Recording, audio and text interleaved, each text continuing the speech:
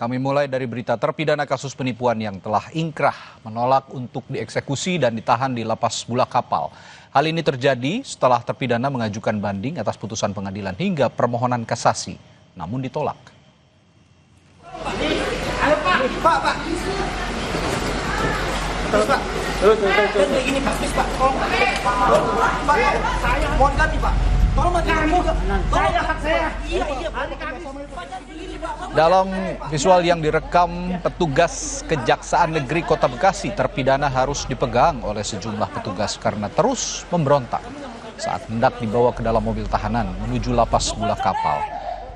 Menurut Kepala Seksi Intelijen Kejaksaan Negeri Kota Bekasi, Rian Anugrah, terpidana melanggar pasal 378 tentang penipuan dalam kasus proyek revitalisasi pembangunan dan pengelolaan Pasar Kranji yang hingga saat ini proyeknya masih mangkrak.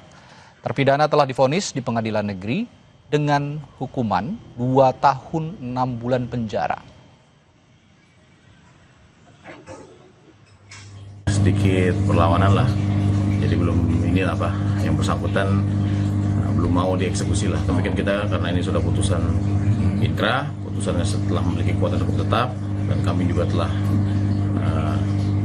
pimpinan telah menerbitkan surat perintah untuk eksekusi, maka dilaksanakan pada hari ini. Saudara, pelapor kasus dugaan pencemaran nama baik dan fitnah terhadap ijazah Jokowi Pradi Bersatu siang tadi mendatangi Polda Metro Jaya. Mereka meminta penyidik agar segera menahan dan menyita alat bukti dari tersangka Roy Suryo CS.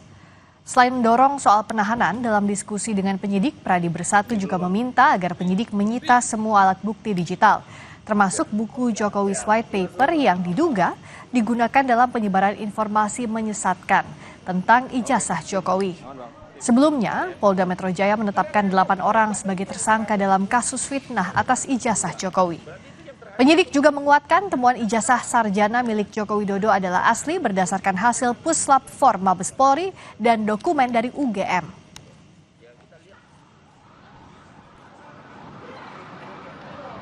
Bang, besok kalau diperiksa, apakah ditahan atau enggak nih? Terus saya bertanya kepada penyidik,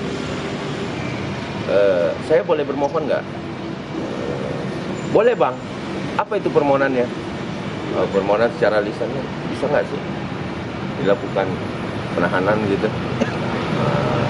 Ya sah-sah saja bang kalau untuk permohonan, penahanan dan lain-lain sebagainya.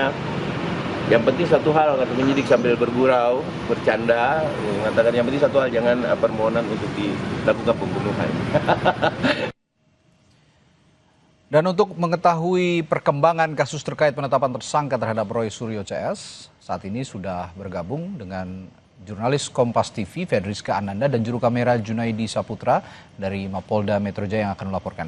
Rizka, apakah polisi akan mengabulkan permohonan pelapor Ade Darmawan atas penangkapan Roy Suryo saat ini?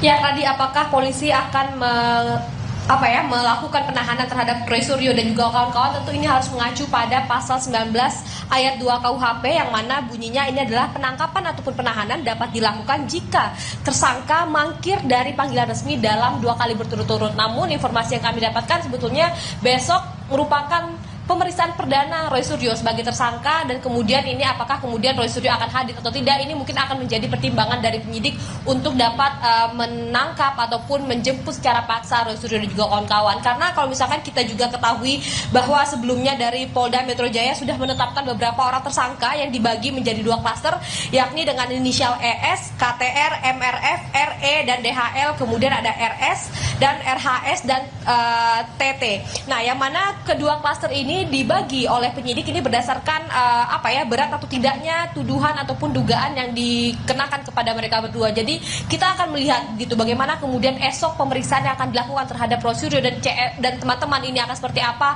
apakah akan memenuhi panggilan dari polisi atau tidak. Tentu ini akan menjadi pertimbangan bagi penyidik untuk dapat melakukan penahanan terhadap Roy Suryo dan juga kawan-kawan. Ya, Rizka, besok informasinya pemanggilan Roy Suryo CS akan dilakukan di Polda Metro Jaya. Siapa saja kira-kira yang akan menjalani pemeriksaan besok di Polda Metro Jaya selain Roy Suryo sendiri?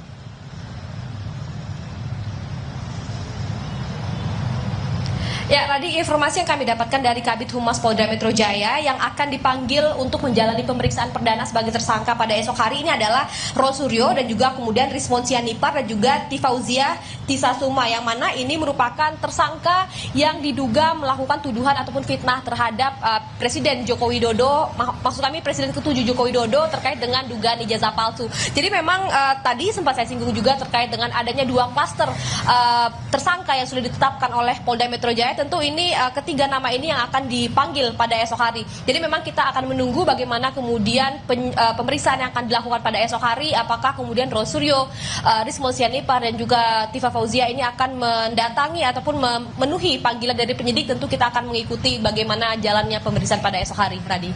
Fedriska Ananda, jurnalis Kompas TV dan juru kamera Junaidi Saputra melaporkan langsung dari Polda Metro Jaya. Terima kasih.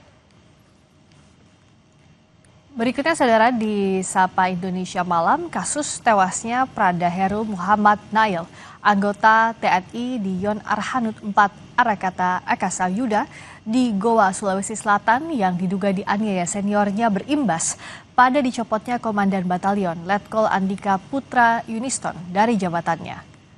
Selain pencopotan jabatan Danyon, 3 senior yang diduga menganiaya Prada Heru juga telah ditahan setelah ditetapkan sebagai tersangka.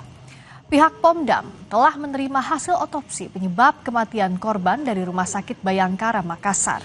Penyelidikan selanjutnya akan dijadwalkan olah TKP setelah Pomdam 14 Hasanuddin memeriksa ketiga tersangka. Sekarang 3 orang yang kemarin masih saksi sekarang sudah naik statusnya menjadi tersangka. Sekarang masih didalami oleh Pomdam sambil melengkapi bukti-bukti. Pihak TNI AD dan ini pimpinan kita bersikap tegas tidak akan mentolerir lagi kejadian-kejadian seperti ini. Salah satu contoh nyatanya yaitu Danyon Arhanud sudah dicopot, ya, tinggal nunggu proses pelaksanaan serah terimanya. Masih dari kasus penganiayaan prajurit TNI, saudara, Ibu Prada Lukinamo mendesak Komandan Batalion Teritorial Pembangunan 834 Wakangamere dan Dr. Perwira di Batalion hadir di sidang sebagai saksi. Sepriana, ibu almarhum Prada Luki, menyebut bahwa keduanya mengetahui kondisi Luki saat dirawat di batalion hingga di ICU RSUD Airamu Nagekeo. Pengajuan kedua saksi ini merupakan bagian dari langkah hukum keluarga Prada Luki untuk memastikan proses persidangan militer berjalan transparan dan memenuhi asas keadilan.